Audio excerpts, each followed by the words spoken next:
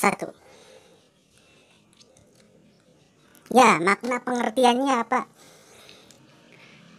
Yang pertama, surat pribadi adalah jenis surat yang berisi keperluan pribadi yang biasanya ditulis secara pribadi dan ditujukan kepada orang lain dengan menggunakan bahasa yang tidak baku.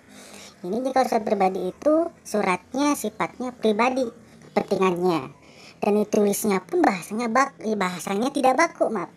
Jadi bahasanya tidak baku, bebas kalian berekspresi apapun, mau bahasa gaul boleh, asalkan yang mengirim surat dan yang menerima surat paham, mengerti maksudnya, seperti itu.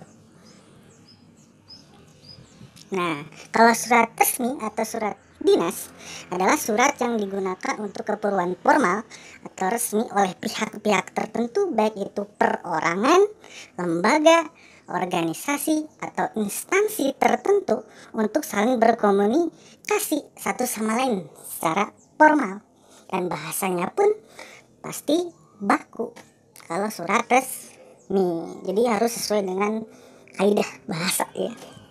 Itu kalau surat resmi, dan cakupannya pun udah luas. Jadi ada organisasi-organisasi, instansi-instansi, lembaga-lembaga, tidak hanya satu per orang seperti surat pribadi, dan sifatnya pun formal, resmi ya, untuk surat resmi atau surat di dinas. Nah, seperti itu kedua pengertian dari surat pribadi dan surat resmi. Oke, selanjutnya ada struktur atau sistematika. Yang pertama ada surat pribadi. Surat pribadi, struktur atau sistematikanya ada 8. Yang pertama, dari awal ada alamat dan tanggal surat, nama penerima dan tempat, salam pembuka, 4 kalimat pembuka, 5 isi surat, 6 kalimat penutup, 7 salam akhir, dan yang terakhir ada nama dan tanda tangan pengirim. Jadi ada 8. Ini sistematika dari surat pribadi.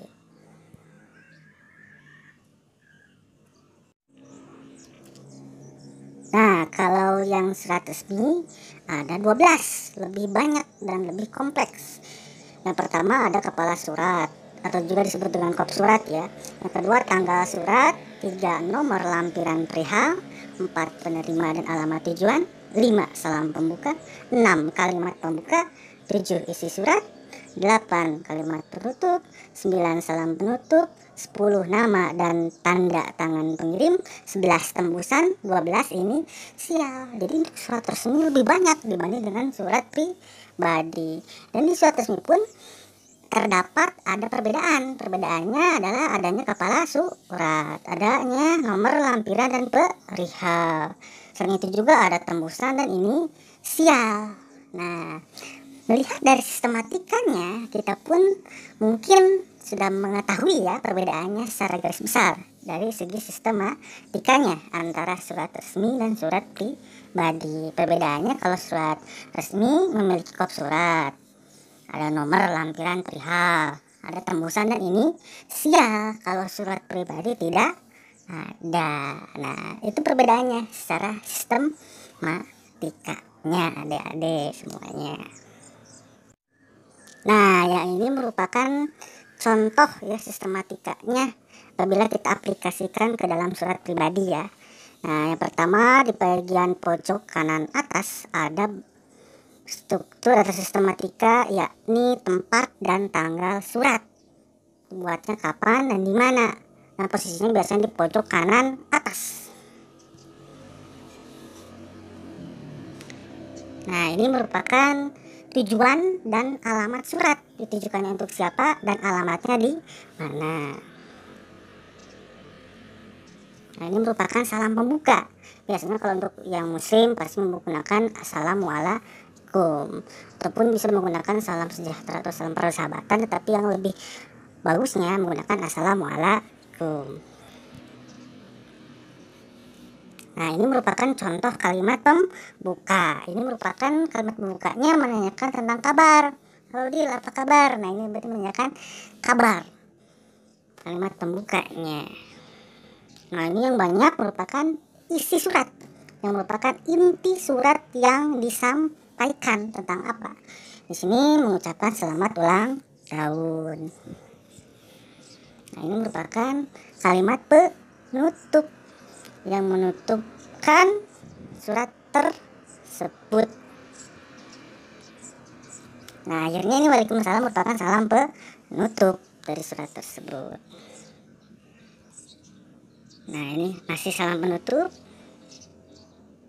Nah, ini merupakan nama pengirim, dan mungkin di atasnya sebelumnya ada tanda tangan pengirimnya. Nah, ini contoh aplikasi apabila kita terapkan ke dalam contoh surat pribadi yang disertai dengan sistematikanya masing-masing.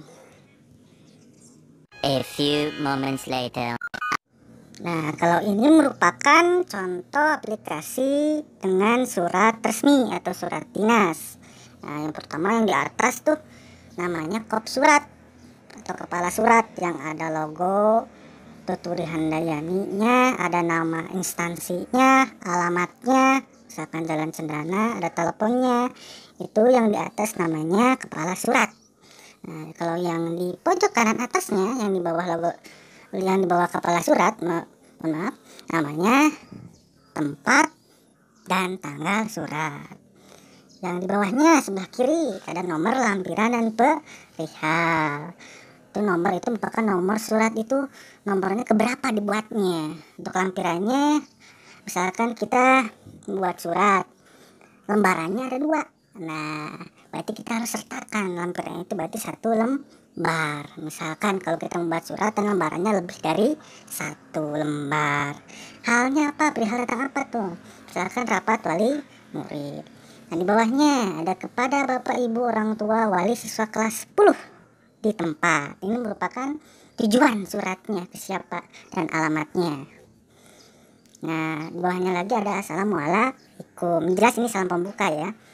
Masuk dengan ini berarti merupakan udah masuk ke kalimat pembuka. Nah, kalau dengan tujuan untuk mensosialisasikan, nah itu udah masuk ke isi surat.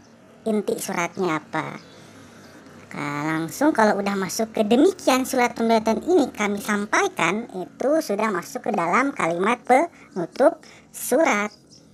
Nah, wassalamualaikum warahmatullahi wabarakatuh itu termasuk ke dalam salam penutup.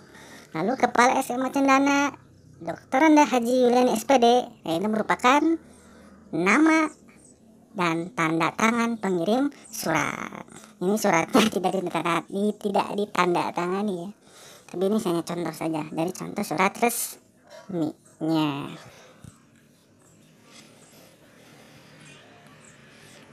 Nah, kalau yang ini merupakan contoh surat resmi tetapi yang menggunakan tembusan. Bisa kalian lihat di bagian bawah kiri ya tuh, tembusan.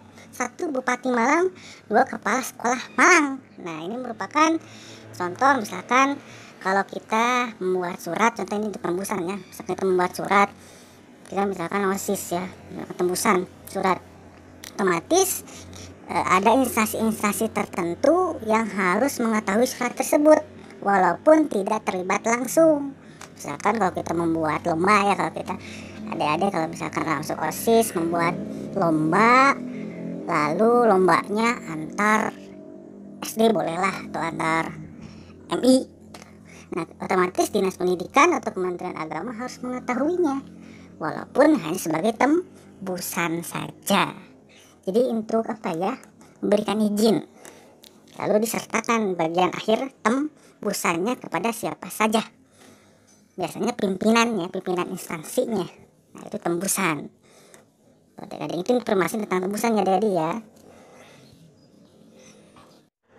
Nah, ini yang terakhir ada inisial. Inisial merupakan kode atau sandi yang mengkonsep ataupun membuat ataupun mengetik surat. Siapa? Misalkan namanya Siti Runati, berarti kodenya SR. Siapa yang mengetiknya? Gugun, kodenya GGN. Nah, biasanya inisial ini disimpannya pada bagian bawah sebelah kiri dalam surat resmi dengan huruf kecil yang menandakan itu sebagai inisial dari surat tersebut. tersebut. Nah, itu merupakan sistematika yang diaplikasikan ke dalam surat resmi dari awal ada kop surat hingga dan sekarang terakhir ada inisialnya. Selanjutnya ada kaidah kebahasaannya. Kaidah kebahasaannya yang pertama adanya penggunaan kata baku dan tidak baku. Nah, misalkan tidak bakunya ini biasanya kalau yang tidak baku diterapkan dalam surat pribadi ya, karena bahasanya tidak baku, bebas. Misalkan yang tidak bakunya enggak, bakunya tidak. Misalkan dalam surat resmi dibikin, bakunya dibuat. Berubah tidak baku, bakunya mengubah. Nah, yang kedua penggunaan kata ganti pertama untuk pengirim dan kata ganti orang kedua untuk penerima.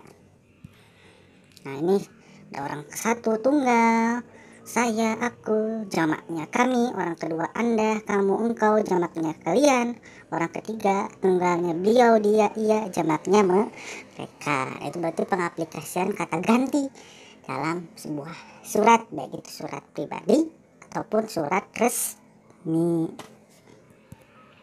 Nah, terakhir menggunakan sapaan. Sapaan ini seperti orang yang bercakap secara langsung ya, tetapi ini yang diaplikasikannya, yang digunakannya dalam bentuk tulis.